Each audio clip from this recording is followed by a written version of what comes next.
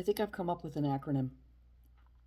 I did a couple of videos today on something that I've been looking into called suicidal empathy, or also known as pathological altruism. Suicidal empathy or pathological altruism, Seopa. It's easier than saying that whole mouthful. Did you know that what mental health experts, medical experts, scientists, and stuff are discovering is that people who have this disorder, Seopa, um, they, if they're in positions of power or they need to control and manipulate a situation or a group of people, that they are weaponizing their Seopa and using it against somebody. An example, a hypothetical example. They have an obsession with transgender individuals. So they put them at the forefront ahead of all other people, all other races, genders, whatever. And they make them the most important and they force it on others.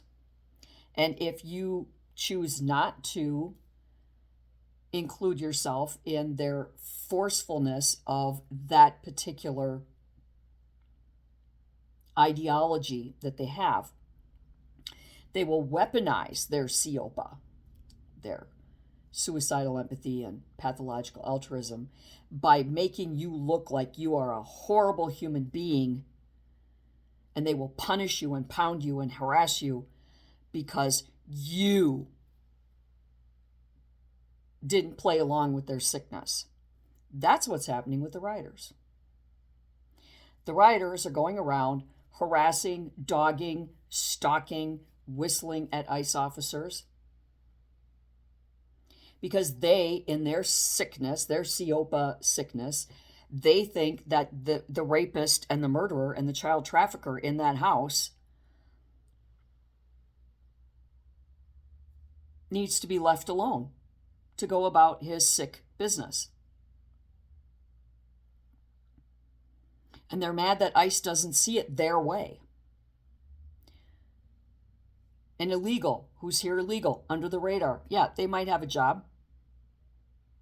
They might have a couple of kids. They might be keeping under the radar. Of course, they're going to be exemplary citizens. They're breaking the law. They know it. And they know that they can be picked up at any time. That's why they're behaving. And then they get mad at ICE when ICE doesn't see it their way. Well, why do you have to do that? It's just a civil violation. It's not that big of a crime. I mean, they're working, they got kids, or, the Maryland dad. And then Van Hollen, that senator that was in love with the Maryland dad, went to an extreme of taking taxpayer dollars to fly to El Salvador to have lunch and hold hands and watch the sunsets with Maryland dad, because he is a sick man. He has Seopa, and he weaponized it against the people of America by trying to get us to feel bad that we wanted this drug trafficker, this pervert, kid diddler off the streets. That we were bad because we didn't see the world through his sick eyes. It's a sickness, people, and we need to get a handle on it. We need to corral them all up, put them in front of, a classroom, a chalkboard with rational experts who can tell them this is what you are suffering from. Wake up. If there's medication, if there's behavior modification, if there's therapy, some kind of sleep hypnosis you can do or something to quell it, to stop it, to get you back where you need to be. We got to do what we can to help these people.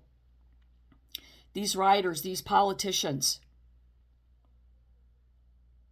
these sick people. We need to help them. And giving them free everything and letting them break the law and letting them harm others to an extreme to coddle their sickness. You know, Helen Keller, which I'm sure 90% of you don't even know and don't even care about because your science teacher or history teachers never probably taught you. Helen Keller was deaf, dumb, and blind. And initially, when she was a young child, her family didn't know what to do with her. So she was an actual wild animal. She wasn't bathed properly. She would walk around the table at mealtime and grab at the food and shove it in her mouth and take food off of people's plates and shove people around. She was like a wild animal in their house. And in a desperate attempt to get some control over it, they called in a teacher, a very special teacher named Annie Sullivan. Annie Sullivan taught her how to be a human being. It was hard. Helen didn't want to hear it. She threw tantrums. She destroyed things. She was angry. She was fitful because she was in this sick cycle world that she was living in, and she just didn't want to come out of that stew. Now, granted, she couldn't see, she couldn't hear, and she couldn't speak. My God. But she's still a human being, and she still needed to function to the highest level possible. Annie Sullivan taught her a specific type of sign language where it's through touch.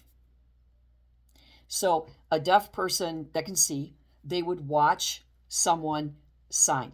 They would watch somebody sign, okay? But when you are blind, you can't watch that. So there is a touch form. And Annie Sullivan taught her that. And Helen Keller grew up to be married. Maybe she even had kids, I'm not sure. She became a teacher, a lecturer, an author, and one of the most profound and pivotal American women in our history. But it took the rational discipline and strength of Annie Sullivan to pull her into the world where she could be a functioning, powerful, working part of our society.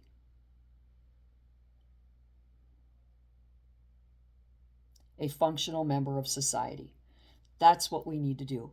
We all need to be Annie Sullivans, and we need to approach these rioters and these politicians, and we need to get them into a safe place, and we need to address their Seopa, suicidal empathy or pathological altruism. And until next time,